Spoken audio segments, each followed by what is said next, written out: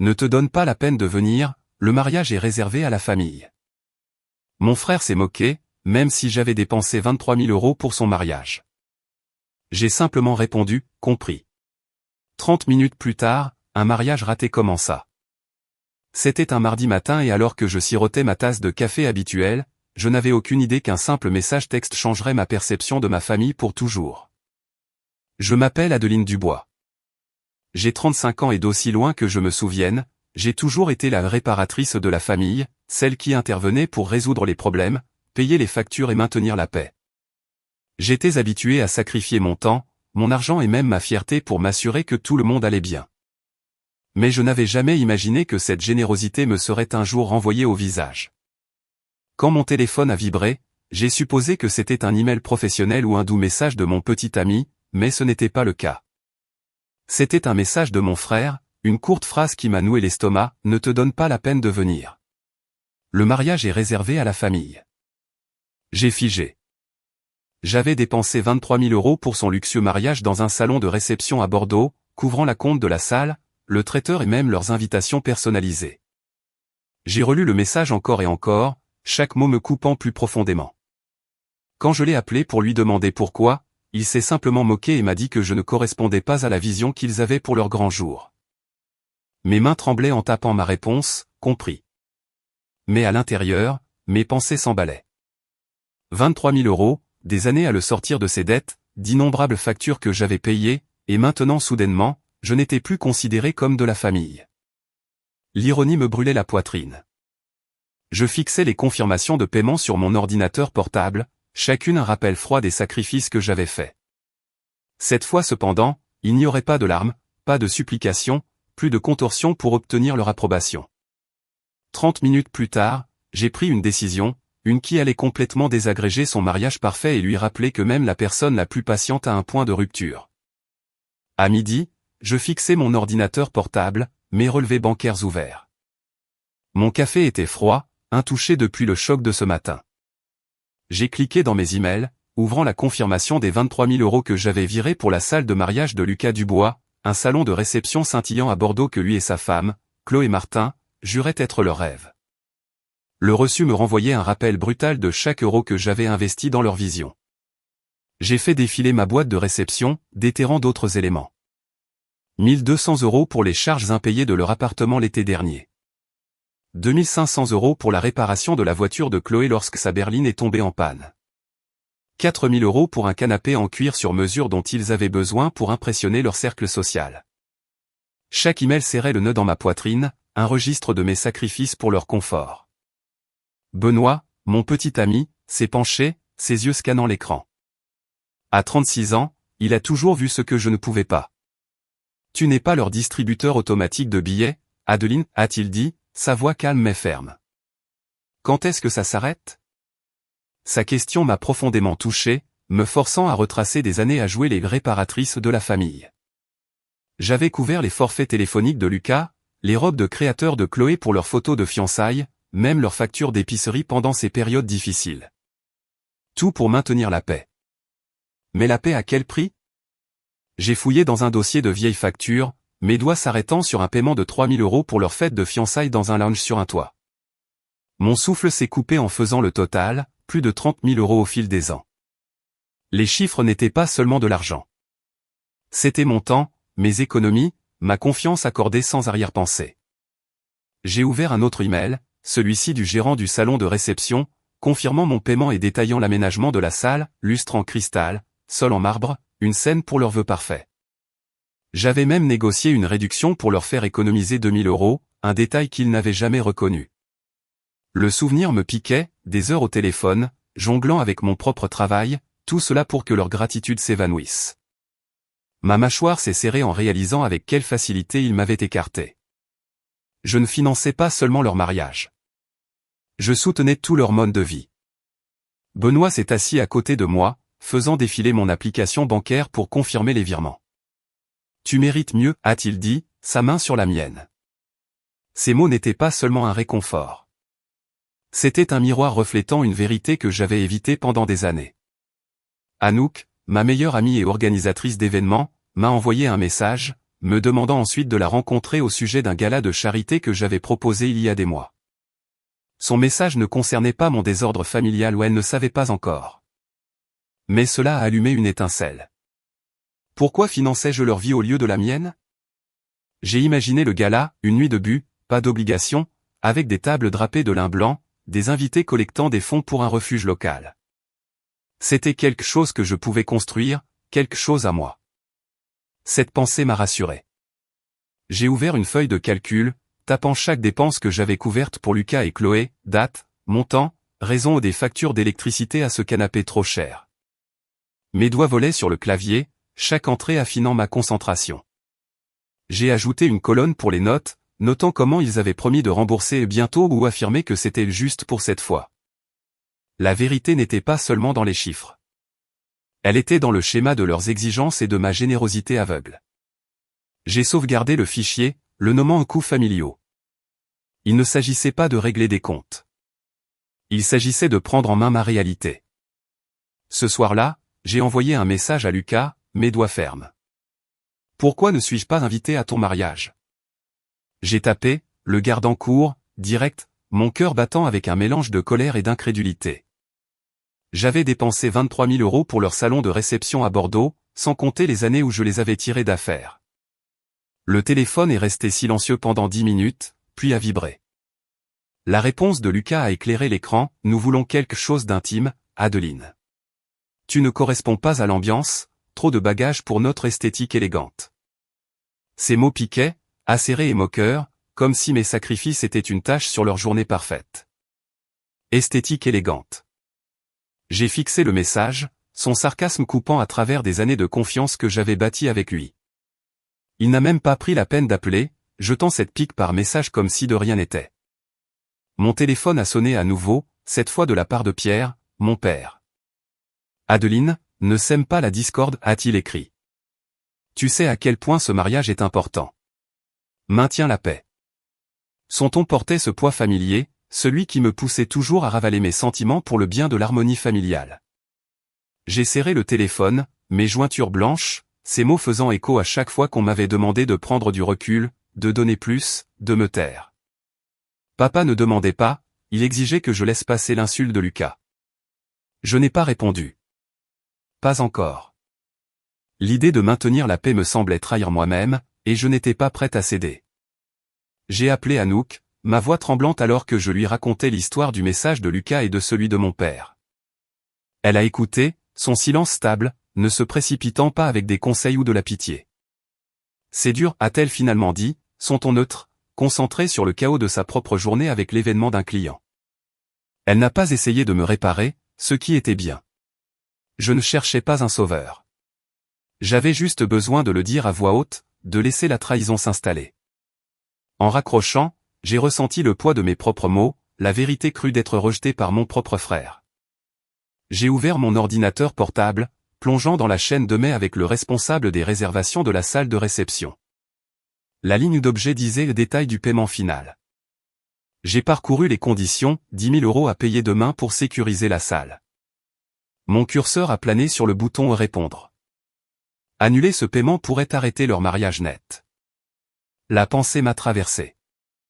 Pas de vengeance, mais un moyen de récupérer ce qui m'appartenait. J'ai relu le contrat, notant la politique de remboursement, mon esprit calculant les conséquences. Pourrais-je vraiment faire cela? Il ne s'agissait pas seulement d'argent. Il s'agissait de respect, quelque chose que Lucas et papa n'avaient manifestement pas pour moi. Benoît est entré, captant l'attention sur mon visage. Tu ne leur dois rien, a-t-il dit, s'asseyant en face de moi. Sa voix était ferme, pas insistante, me rappelant le tableau que j'avais fait plus tôt, celui qui mettait à nu des années de leurs exigences. Tu as assez donné, Adeline. Protège-toi. À 36 ans, Benoît avait une façon de couper court à mes doutes, non pas avec de grands gestes, mais avec des vérités silencieuses. Ces mots se sont installés comme un bouclier autour de ma détermination. Je n'avais plus besoin d'être la réparatrice de la famille. J'ai fermé l'ordinateur portable. Ma décision n'était pas encore finale, mais plus claire qu'avant. Il ne s'agissait pas de prouver un point. Il s'agissait de défendre ma valeur. Le lendemain matin, je me suis connecté au portail de paiement de la salle. Mon curseur a plané sur le bouton « Annuler le paiement ». Le dernier acompte de 10 000 € pour le mariage de Lucas au salon de réception de Bordeaux me fixait. J'avais déjà payé 23 000 €, mais c'était la limite que je fixais. J'ai cliqué, confirmant l'annulation avec un froid sentiment de détermination. Un email automatisé est apparu, confirmant que la transaction était annulée. Mon cœur battait, non pas de culpabilité, mais avec une étrange clarté. Je n'arrêtais pas seulement un paiement. Je récupérais ma dignité après des années à être leur porte-monnaie. La décision semblait définitive, comme de clore un chapitre que j'avais laissé ouvert trop longtemps. En quelques heures, mon téléphone a vibré avec un message transféré du gérant de la salle à Lucas. « Cher monsieur Dubois, en raison du non-paiement de l'acompte final, nous avons le regret de vous informer que votre événement est annulé. » La salle, la scène de rêve de Chloé pour leur journée élégante avait disparu. J'ai imaginé le visage de Lucas, sa confiance suffisante s'effondrant. Il m'avait traité de bagage, mais maintenant son mariage parfait se désagrégeait. L'email du gérant était formel, inflexible, déclarant qu'ils avaient déjà commencé à rebooker la date. Je ne ressentais pas de triomphe, juste une tranquille certitude d'avoir fait ce qui était juste pour moi. Mon téléphone a sonné et Patricia, ma mère, était au bout du fil. « Adeline, comment as-tu pu » a-t-elle claqué, sa voix lourde d'accusation. « Tu es égoïste, tu ruines le bonheur de Lucas à cause de ta petite rancune. » Les mots de maman ont fait mal, me peignant comme la méchante tout en défendant le droit de Lucas. Elle n'a pas demandé pourquoi j'avais annulé. Ne se souciait pas des 23 000 € que j'avais dépensés. Tout tournait autour de son fil en or. Je suis resté calme, disant « Maman, j'ai fini de financer leur vie. » Elle a soupiré, insistant pour que je règle le problème pour le bien de la famille. Mais j'ai raccroché, mes mains tremblantes, mais mon esprit stable. Le groupe de discussion familiale a explosé quelques minutes plus tard. Tantes et cousins ont inondé le fil, certains me reprochant de saboter Lucas, d'autres silencieux. Puis des messages privés ont afflué. Ma cousine Léa a écrit « Tu as fait ce qu'il fallait. Ils t'ont utilisé pendant des années. » Oncle Marc l'a imité, disant qu'il avait déjà vu le comportement de Lucas. Leur soutien, bien que petit, a été comme une bouée de sauvetage, prouvant que je n'étais pas le monstre que maman prétendait. Le chaos du chat montrait la division de la famille, mais je n'ai pas participé. J'avais fait mon choix, et leur bruit ne me ramènerait pas en arrière. J'ai rédigé un email à Lucas, joignant l'avis d'annulation de la salle. « Tu me dois 23 000 € pour ce que j'ai déjà payé », ai-je écrit, le gardant net et professionnel. Ceci prend fin maintenant. L'envoyé a été comme se décharger d'un poids que j'avais porté trop longtemps. Lucas n'a pas répondu, mais je savais qu'il l'avait vu. Les messages frénétiques de Chloé à des amis communs circulaient déjà.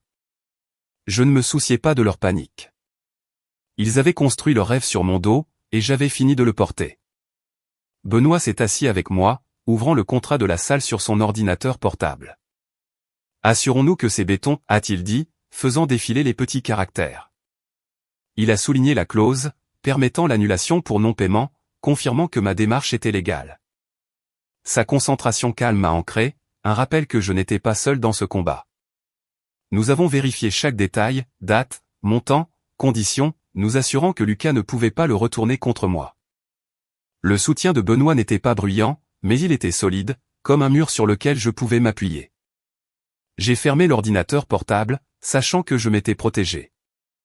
Il ne s'agissait pas de blesser quelqu'un. Il s'agissait de reprendre ce qui m'appartenait. 2 jours plus tard, mon téléphone s'est illuminé de notifications. J'ai ouvert Instagram et là, c'était la publication de Lucas, une photo soignée de lui et Chloé lors de leur séance de fiançailles, légendée, certaines personnes sont trop égoïstes pour célébrer l'amour. Ma sœur a choisi de saboter notre mariage. Le mot égoïste me brûlait. Sa diffamation publique, tournant le couteau dans la plaie après que j'ai annulé le racompte de 10 000 € pour la salle. Il n'a pas mentionné les 23 000 € que j'avais déjà payés pour leur salon de réception à Bordeaux ou les années où j'avais soutenu leur vie. Les commentaires affluaient, ses amis, me traitant de sans-cœur, des étrangers, s'ajoutant sans connaître la vérité. Mon pouce est accéléré, non pas de honte, mais de l'audace de son mensonge. Lucas, le maître de l'optique, avait transformé notre désordre familial en un spectacle de médias sociaux. La sonnette a retenti cet après-midi-là, et Chloé se tenait sur mon porche, son sac de créateur serré. « Tu dois payer la salle, Adeline, a-t-elle exigé, sa voix perçante, les yeux plissés. « Tu ruines notre journée, a-t-elle dit comme si je lui devais, comme si mes 23 000 € n'étaient pas suffisants. » J'ai sorti mon téléphone, ouvrant la feuille de calcul que j'avais faite il y a quelques jours, listant chaque dépense que j'avais couverte, leur charge, la réparation de sa voiture, leur canapé. « J'ai assez payé, ai-je dit, lui montrant le total, plus de 30 000 €.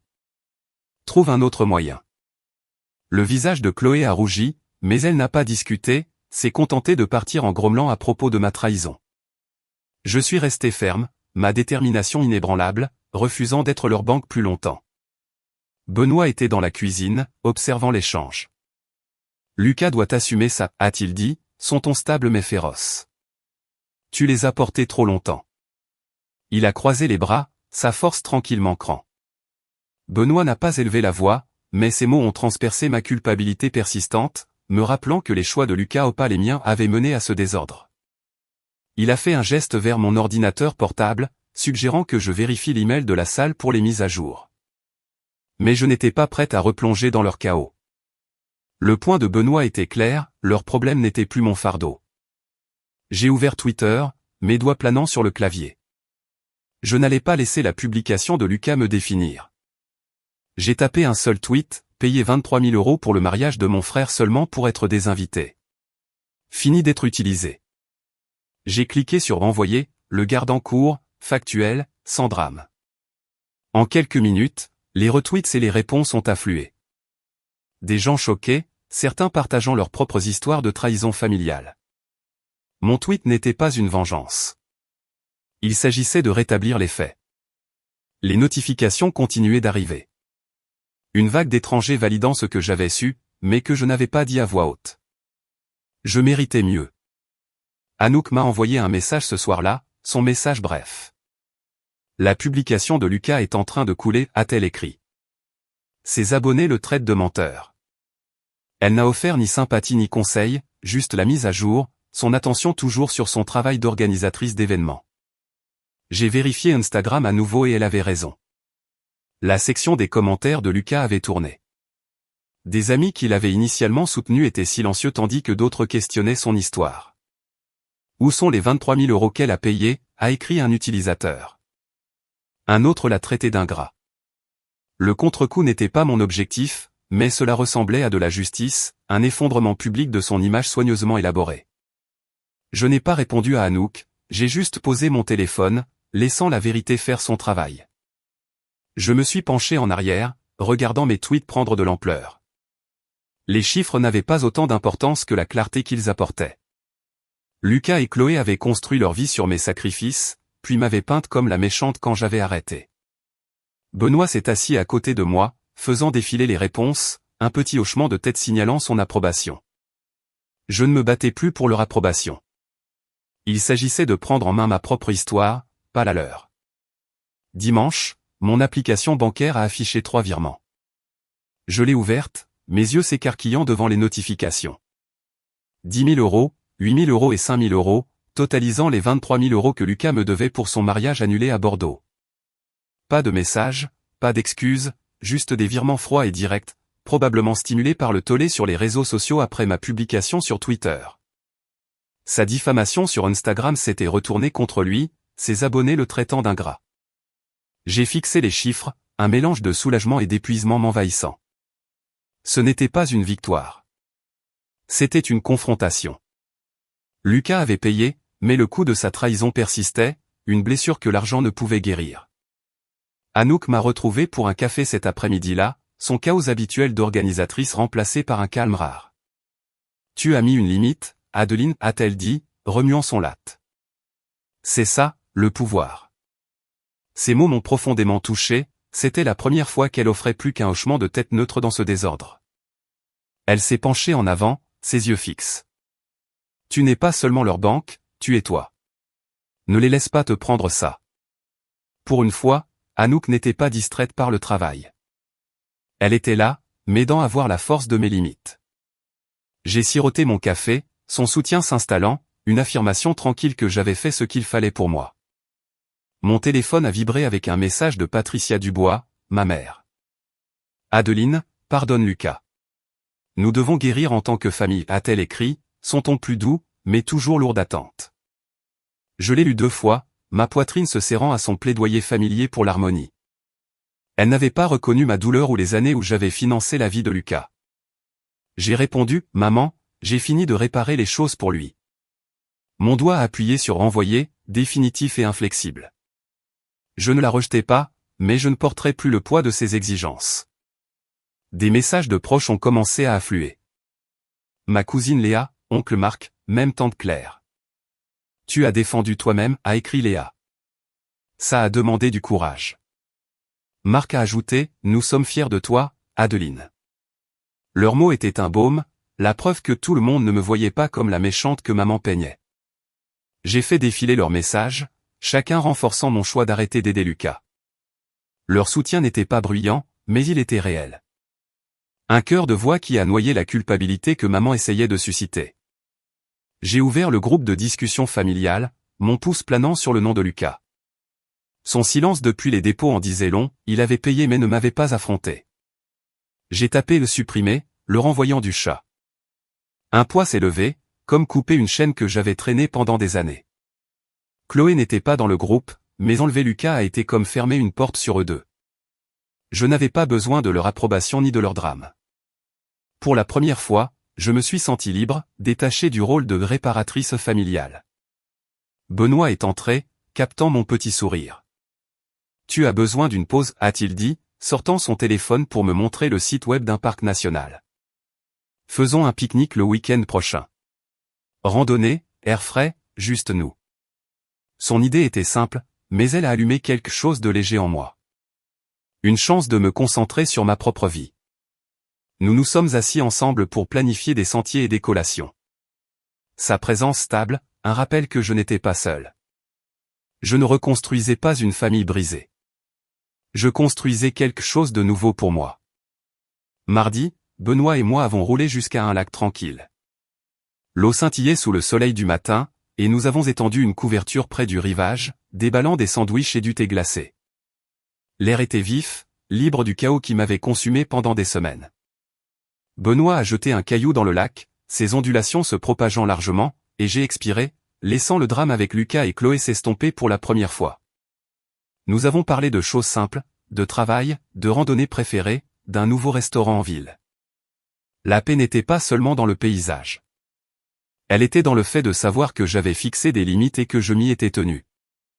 Je me suis appuyé contre Benoît, son bras autour de moi, et je me suis senti plus légère que je ne l'avais été depuis des années. Mon téléphone a vibré avec un message d'un ami commun annonçant des nouvelles sur Lucas. Sa publication Instagram, celle qui me traitait d'égoïste, lui avait coûté un contrat de marketing majeur avec une marque de boutique de Bordeaux. Les clients ne voulaient pas que leur nom soit lié à quelqu'un qui avait publiquement critiqué sa sœur après qu'elle ait financé son mariage.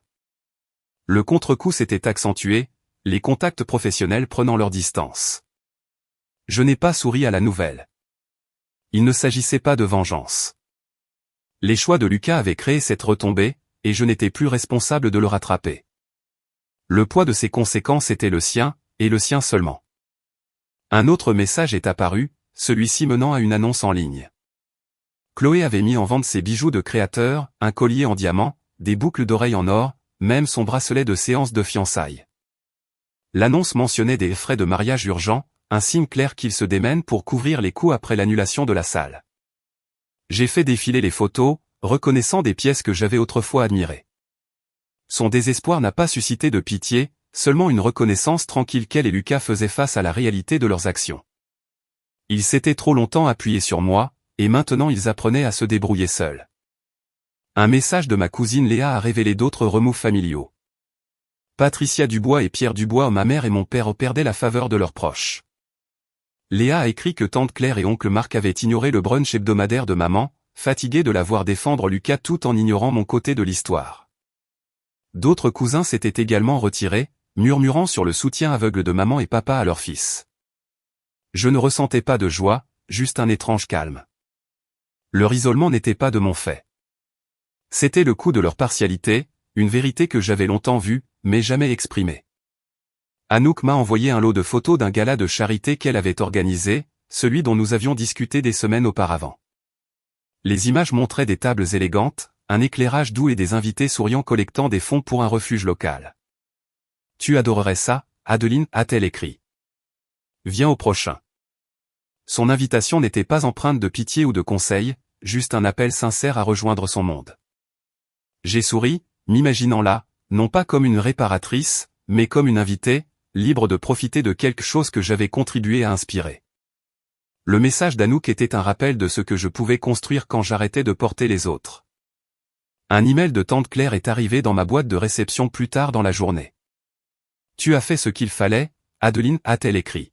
« Fixer des limites a demandé du courage et nous te soutenons. » Oncle Marc et Léa l'ont imité dans leur propre message, louant ma force. Leurs mots m'ont enveloppé comme un bouclier, contrant la culpabilité que maman avait essayé d'instiller.